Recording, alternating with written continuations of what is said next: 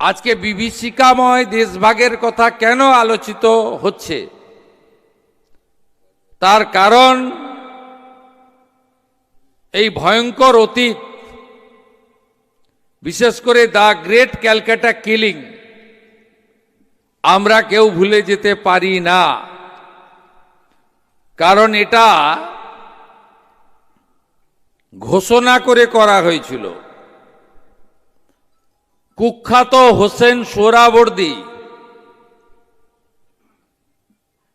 তিনি এর ঘোষণা করেছিলেন। এই কারণে 16ই আগস্ট ছুটি ঘোষণা করা হয়েছিল গণহত্যা সংগঠিত করার জন্য।